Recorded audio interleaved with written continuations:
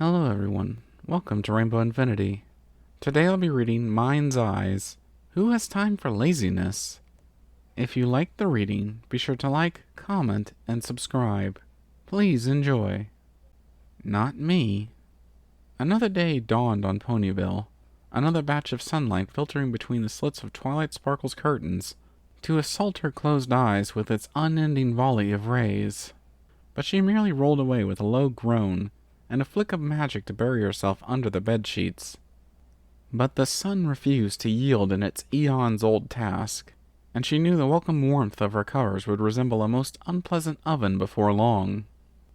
Crossing her hind legs, Twilight tried to suppress one other fact of nature that called for rousing herself from her cozy hidey-hole.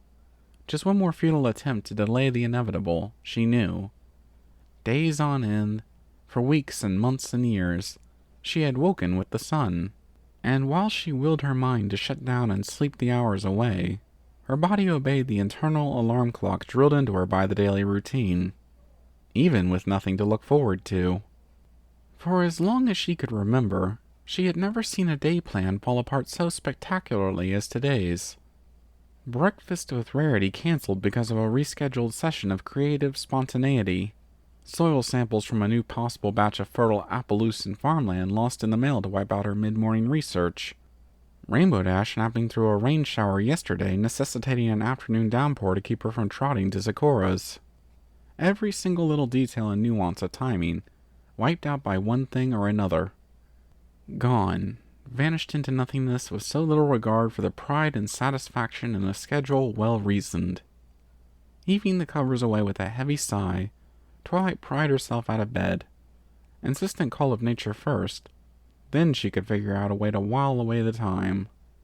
Just her luck, Mayor Mare wasn't able to discuss the zoning concerns for an extended wing of her library until tomorrow morning.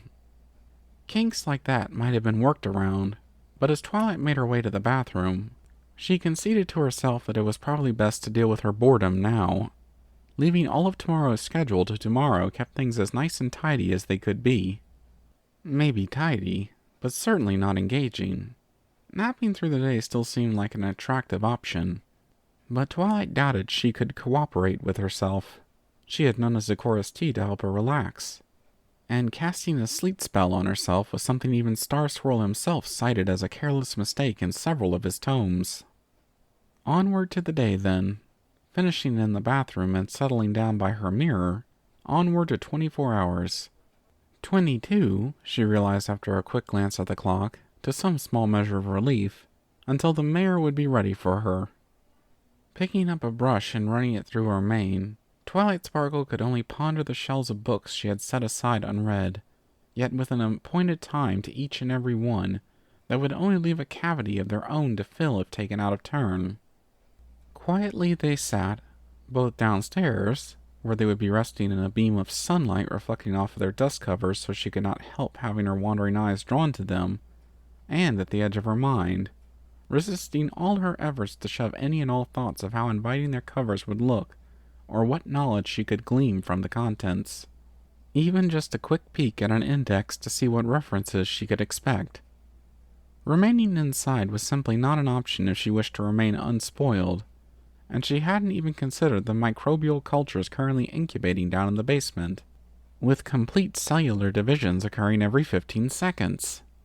But weren't ready for further testing quite yet, so resisting the temptation to observe was paramount to achieve the optimum results. So with the only option left to her to leave and not return until she was certain she could distract herself with dinner, and maybe a little leisurely stargazing in the evening, Twilight plodded her way down the stairs, both crediting and discounting all the ideas that sprang to mind. Breakfast at Sugar Cube Corner would certainly fill her day with a strong dose of Pinkie Pie, but distracting her from her own duties just wouldn't be friendly. Applejack was traveling with Granny Smith, which left Big Mac on his own to do the chores, but Twilight wasn't sure he would welcome her help. The Everfree Forest always offered something to watch and study, though Sakura would already have left to gather herbs and ingredients by now. Twilight stepped outside and drew in a long breath through her nose, and savoring the fresh air and even fresher scents from the marketplace than she was used to smelling seemed to stir something inside her. Usual tasks and chores and company might not be open to her, but Twilight's imagination sparked with the smell in the air. Flowers and produce moving from field to stall and changing hooves, each step of the process needing a pony behind it to move everything along. Very much like Canterlot, Ponyville was so much more than her circle of familiarity, the friends and books she called home, and Twilight nearly felt ashamed of herself for trying to resist the day when she had such an opportunity before her. What was that book Cheerily borrowed from her yesterday? Xerography? Yes, that was it. And Twilight wondered if Cheerily might need some help in teaching such a science to all the little school ponies. And now that she thought of it, she had never even seen the Ponyville Schoolhouse's lab before, or even if they had one. Zero to do, yet as Twilight went on her way with the sun on her back and a spring in her step, she couldn't begin to guess how much more she had to see and learn and discover, and she had such little time to waste. Thank you for listening in. I hope you enjoyed the reading. Until next time, stay tuned.